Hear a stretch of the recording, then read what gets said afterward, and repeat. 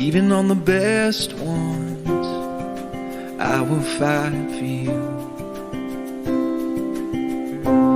Even in the heartbreak, even when we win, I'll be loving you. Over and over again, you'll be mine. Over and over again, I'll choose you every time.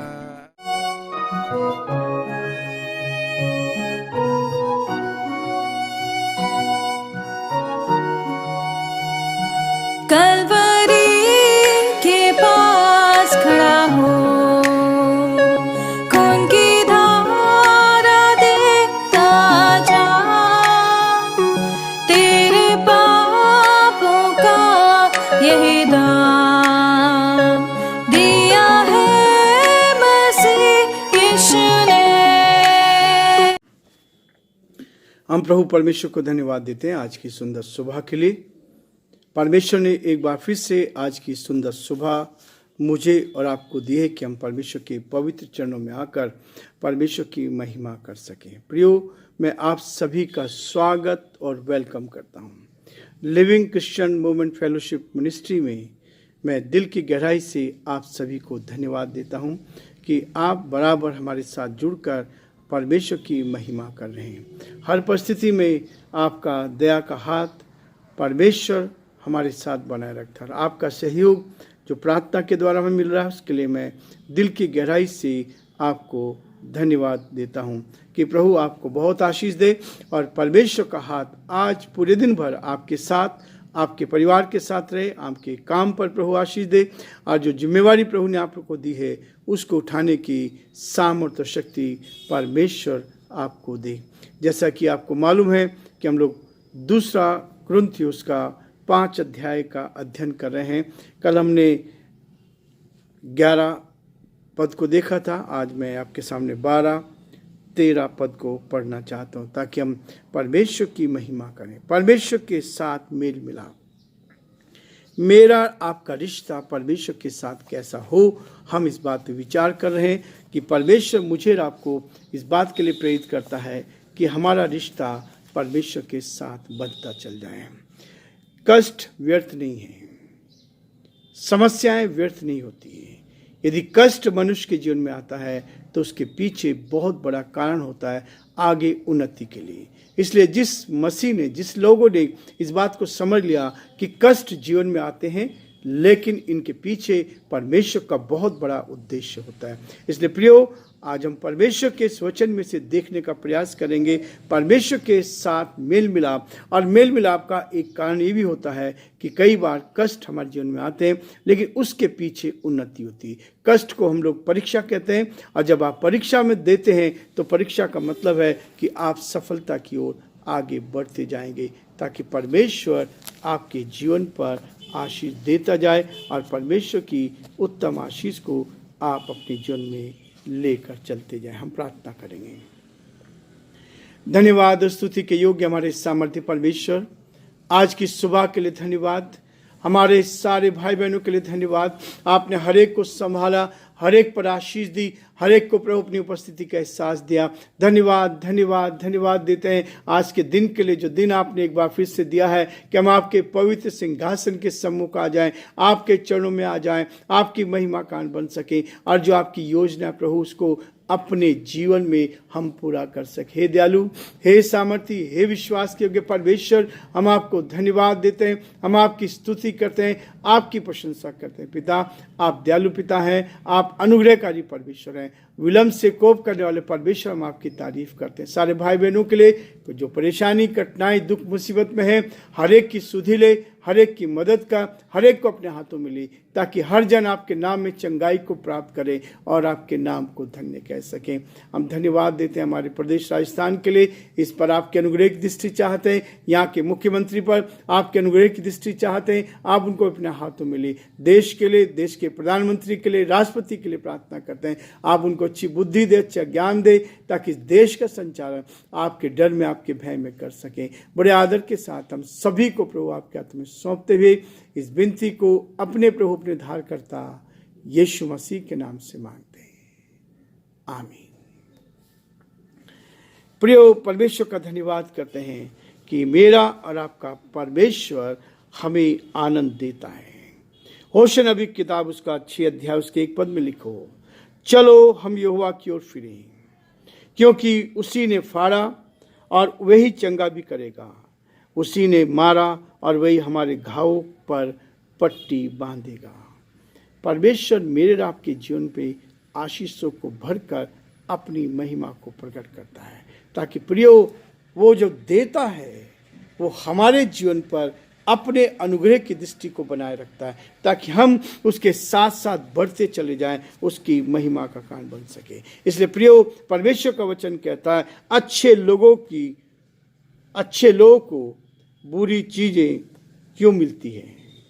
अच्छे लोगों को बुरी चीजें क्यों मिलती है? ये सवाल मेरे और आपके सामने आता है। हम इस संदेश को, इस प्रश्न को अपने सामने रखते हैं, क्योंकि इस प्रश्न का संतोषप्रद उत्तर हमें नहीं दिया गया है।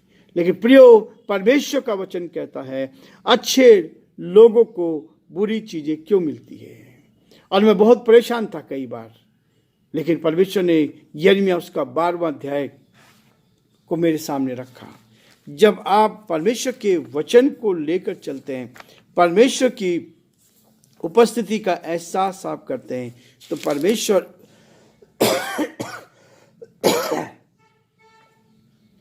आपके जीवन पर आशीष देता जाएगा। आपको शैतान आपके सामने बहुत सारे प्रश्न लाएगा। मेरे सामने भी थे, यिर्मयाह के सामने भी थे। हर प्रभु के दास और दासियों के पास जो ईमानदारी का जीवन जीना चाहते हैं, उनके सामने सारी चीजें। इसलिए कहता है, अच्छे लोगों को बुरी चीजें क्यों मिलती है? तो यिर्मयाह इसका उत्तर देता है, जो वास्तव में मेरे आपके लिए बहुत महत्वपूर्ण है। कहता है, हे यहोवा, यदि मैं तुझसे मुकदमा लड़ूं तो भी तू धर्मी है। मुझे अपने साथ इस विषय में वाद विवाद करने दे। दुष्टों की चाल क्यों सफल होती है? जो गलत काम कर रहे हैं उनकी चाल सफल क्यों होती है? यहां पर कहता है, अच्छे लोगों को बुरी चीजें क्यों मिलती हैं? जब आप ईमानदारी का जीवन जी रहे हैं, उसके बावजूद भी समस्याएं आती हैं, तो क्या कारण है? उसके पीछे कारण ये है कि परमेश्वर आपको आशीष देना चाहता है। बाइबल में परमेश्वर के स्वभाव को जिस प्रकार प्रकट किया गया है, ये बाइबल इस बात को कहती है कि इसका स्वभाव जो है, उसमें इस रहस्य को जानने की कुंजी है। इस रहस्य को जानने के लिए यिर्मयाह इस बात को कहता है, हम सब छुटकारा देने वाले नामों से परिचित हैं। यहोवा यिरे, परमेश्वर हमें छुटकारा देता है। यहोवा हमारे साथ रहता है, जिसके द्वारा परमेश्वर ने स्वयं को प्रकट किया है।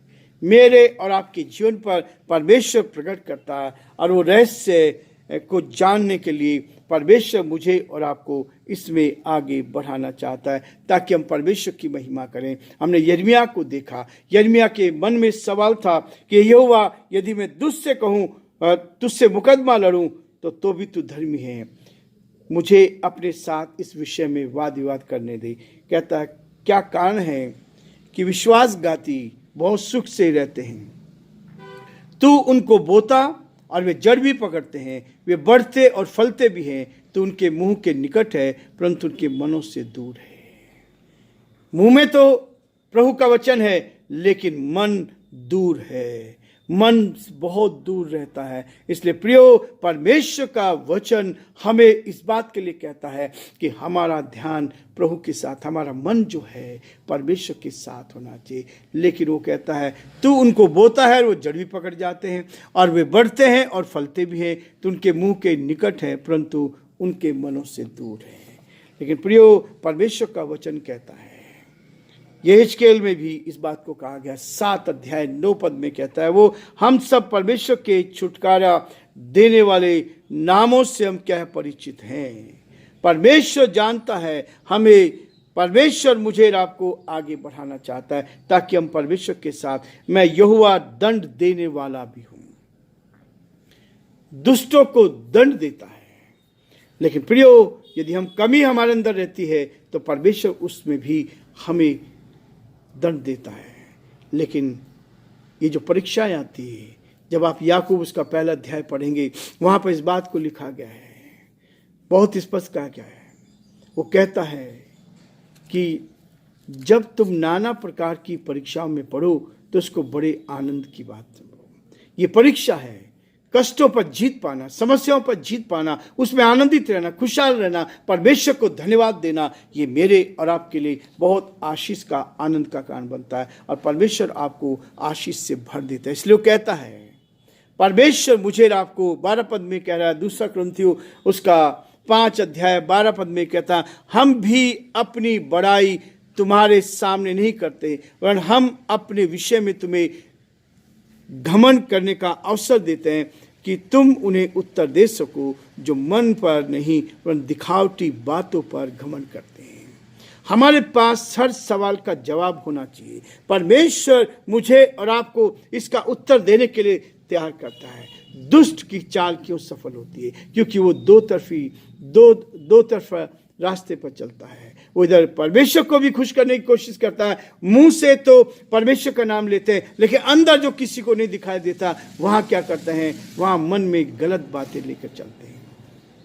इसलिए प्रियो, परमेश्वर का वचन इसी बात को कहता है कि हम परमेश्वर के साथ आगे बढ़ते जाएं, और यही है कि हम हर एक को उस परमेश्वर के वचन का ज्ञान दे सके। ये परमेश्वर का वचन है जो मुझे और आपको प्रेरित करता है। हम फिर भी अपनी बड़ाई तुम्हारे सामने नहीं करते, केवल इस बात को करते हैं, वरन हम अपने विषय में तुम्हें घमंड करने का अवसर देते हैं कि तुम उन्हें उत्तर दे सको जो मन पर नहीं वरन दिखावटी बातों पर क्या करते हैं? घमंड करते हैं।